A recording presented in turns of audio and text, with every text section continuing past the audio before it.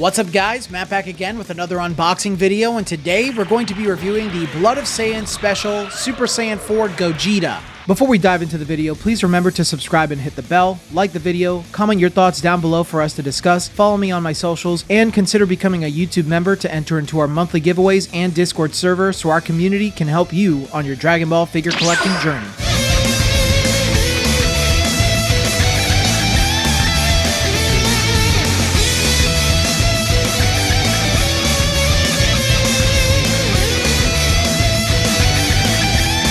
This figure is based on Gogeta from Dragon Ball GT. I wasn't quite sure what the figure was a reference from, if it has one. It does remind me quite a bit of Gogeta's DP from Dragon Ball FighterZ though. This is a Blood of Saiyan special release, which are Banpresto Crane figures of Saiyan figures with metallic / glossy hair finishes. This figure sells for an average price of $20 US on the market. If you're interested in buying the figure for cheap, then use my discount code Peaches24 at bashmancollectibles.com to get 10% off of your first order and 5% off of every future order afterwards. This figure was released on July 18th, 2019 in Japan. Gogeta stands at about 8 inches tall, weighs 1 pound 2.3 ounces in box, weighs 14 ounces on his own, and comes with his upper body, lower body, belt sash, and base.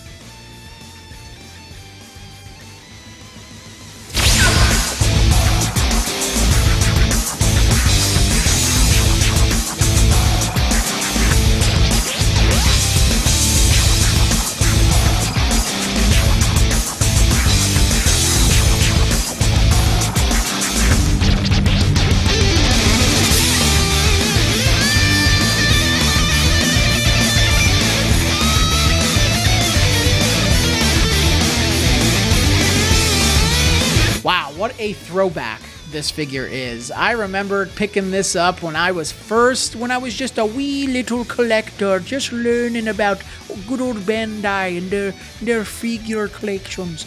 I don't know what accent that was, and I don't know why I was talking like that. But let us dive into this classic Blood of Saiyans figure. It is Gogeta Super Saiyajin 4. People love Gogeta, man, but people really do love Super Saiyan 4 Gogeta. Man, Gogeta is so popular, he got 2 characters in Dragon Ball FighterZ, which this reminds me of his DP like so much. I don't know what the figure could be a reference on specifically. It might be based on a Goku reference. Sometimes they do that, but either way, hey, people love Gogeta 4. They love this form. They love this character. I know that there's quite a bit of fondness for this figure because, you know, it's a classic. Blood of Saiyans special was new. They had just made the shift from like the smaller Blood of Saiyans figures, and they're like, let's beat these up. Let's make them a slightly higher quality. Don't know what happened after that though, Bandai. What's going on? But character choice is definitely a 5 out of 5. Gogeta's awesome. He's my favorite fusion. He's probably your favorite fusion. Comment down below. Which is your favorite fusion of Dragon Ball Z or GT or whatever. Yeah, character choice, 5 out of 5. His likeness, it's pretty good, but there's something about it that's a little bit off. Like, I know like the bolding around his eyes is pretty sloppy if you take a close look at it. And his face just looks like it's not quite detailed. There's something flat about it. I think from certain angles, usually from the side, it's pretty serviceable. But when you look at his face like dead on, it just looks a little off.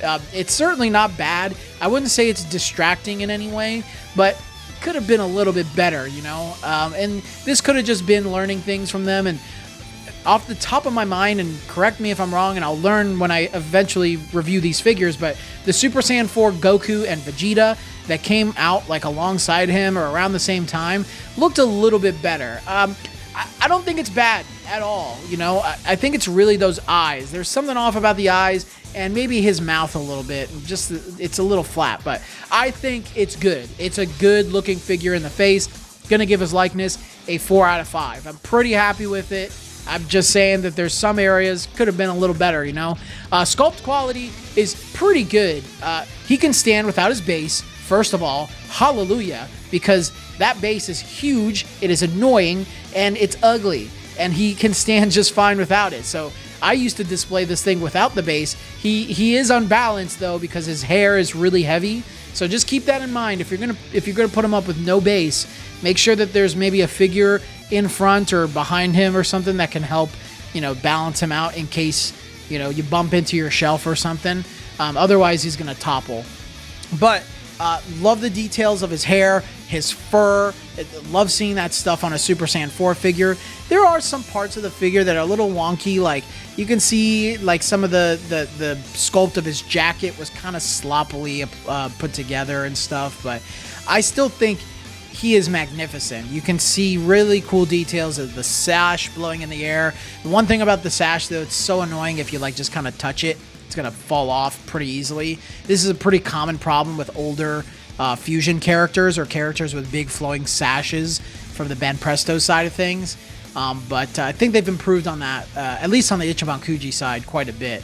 But otherwise, you know, very, very cool details. I think really my biggest issue with the sculpt is that he comes on a base, he's a little wobbly, that belt sash is a little wonky if you just graze it, and some parts of it, you know, could have been better done with the hair sculpt and, you know, his jacket being put together. So I'll give the sculpt quality a 4 out of 5. Paint and shading is pretty awesome, dude. He has shading all over his fur. He has shading all over his sash, his pants. The only part, though, that I don't really like is actually his hair. It just feels like the paint that they chose to apply on his hair was very cheap. It comes off as very cheap. I don't know if it comes off the same way on the video, but in person, it just looks like, you know, someone just splashed a paint bucket on his head and said, all right, let's get out of here. There's also some parts on his jacket, usually the bezels, and on his back that have some paint defects that I spotted on my figure specifically, but maybe some people don't have it. Could be a QC issue, but yeah, I wish that stuff wasn't there. But paint and shading, in my opinion, should be a 4 out of 5. I think if his hair was better, I would overlook the small defects that I found on his jacket because he has shading, and I love that in a Crane figure. So 4 out of 5 for today, unfortunately, Sir Gogeta. And then size and scale, man, he's big. He's a good size. 8 inches is pretty respectable. He's not going to scale with Ichiban Kuji. You know, you saw earlier in the video, I compared him with the Omnibus Gogeta, and he looks so small next to it. But for a Crane figure, he's a good size. Even when you get the box, you can tell, like, oh, this is a heavier figure than, you know, more modern Crane figures. So he's serviceable. He's just not, like, the perfect size, in my opinion, but he's a very good size for a Crane figure, especially in Blood of Saiyans. So 4 out of 5 for the size and scale. It has to be my rating. So yeah, lots of impressive things on older Crane figures, man, especially in Blood of Saiyans. But you know, over time, they just haven't been able to keep up. There are small things about this thing that, you know, I feel like could have been better, but it is what it is. But for today, I am going to give our boy Super Saiyan 4 Gogeta a 4 out of 5. Thank you all again for watching today's video. But before we move on to the upcoming giveaways this month, I'd like to mention my new merch that's launched. We've got shirts, hoodies, mugs, and more. If you want to support me a bit further and rock some of the merch on the channel, please check out the shop tab on my channel.